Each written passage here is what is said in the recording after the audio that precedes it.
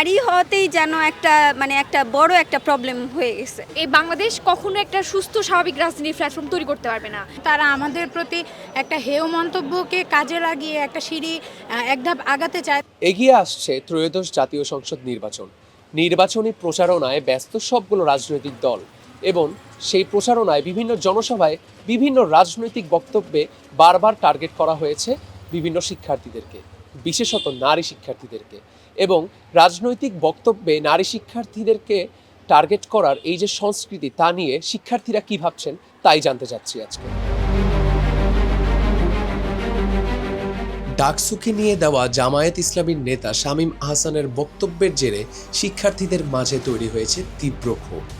তার এ ধরনের বক্তব্যের মাধ্যমে যে নারী মর্যাদা ক্ষুণ্ণ করা হয়েছে সে কথাই বারবার উঠে আসে শিক্ষার্থীদের বক্তব্যে। এটা খুবই আশঙ্কাজনক। একজন নারী হিসেবে সবসময় মনে হয় যে হ্যাঁ আমরা দেশে আছে, আমরা নারী হওয়াতেই যেন একটা বড় একটা প্রবলেম হয়ে গেছে।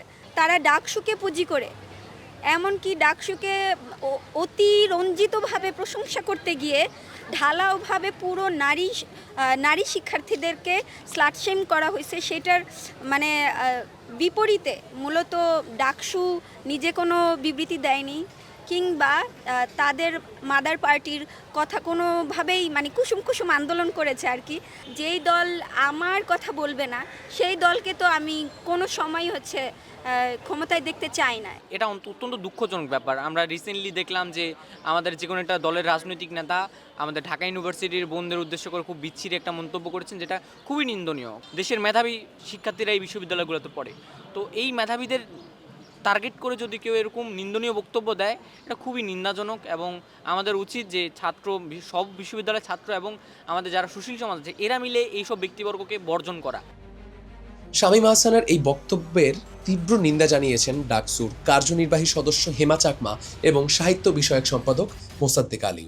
এখন যে একটা নোংরা রাজনীতি চলছে, বিশেষ করে দেখেন যে রাজনৈতিক দলের ব্যক্তি যখন তার প্রচারণী সবাই গিয়ে একটা নারীদেরকে নিয়ে মন্তব্য করেন বা তার অপোজিট যে নারী প্রার্থী আছে তাদেরকে নিয়ে কথা বলে, এবং এটার এনকাউন্টার হিসেবে আবার ওই সেম জিনিসটাই কিন্তু রিভার্স হয়। এই জিনিসটা প্রতি তার রাজনৈতিক দলের ক্ষেত্রে একটা অঙ্গীকারনামা দেওয়া উচিত, যেরকম আমি আমার দলের এবং আমার বিপরীতে যত সব দল আছে তাদের নারী প্রার্থী আছে বা নারী সমর্থক আছে তাদেরকে নিয়ে আমি কোনো ধরনের কুরুচিপূর্ণ মন্তব্য করব না।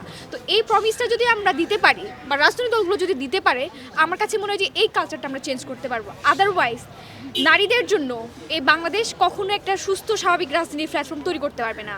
আমাদের প্রতি যদি তারা এই ধরনের একটা কুরুচিপূর্ণ মন্তব্য করে, তবে এটা আমাদের জন্য আসলে হতাশাজনক। তারা আমাদের প্রতি একটা হেয় মন্তব্যকে কাজে লাগিয়ে একটা সিঁড়ি এক ধাপ আগাতে চায়, তাহলে তারা যে ক্ষমতায় যাওয়ার পরে আমাদের সাথে খুব অন্যায় অত্যাচার করবে না, আবার তারা যে আমাদের জন্য কোনো অধিকার প্রতিষ্ঠা করবে এর কোনো নিশ্চয়তা আমরা দিতে পারি না। আমরা প্রত্যেকে রাজনৈতিকভাবে অনেক সচেতন, সো এইখানে ওই জিনিসগুলোর চর্চা আসলে হয় না বা শিক্ষার্থীরা হতে দেয় না আর কি। হ্যাঁ, তো এই জায়গা থেকে তারা যখন দেখতেছে যে এখানে তাদের প্রভাবটা সেইভাবে খাটতেছে না, সো এই জায়গা থেকে তাদের এই একটা বিদ্বেষমূলক একটা কথা বলে আমি মনে করি। আর যেটা বলছে এটা তো কোনোভাবেই সঠিক না। তাদের এই বক্তব্যের এটা তো তীব্র নিন্দা অবশ্যই আমরা জানাই।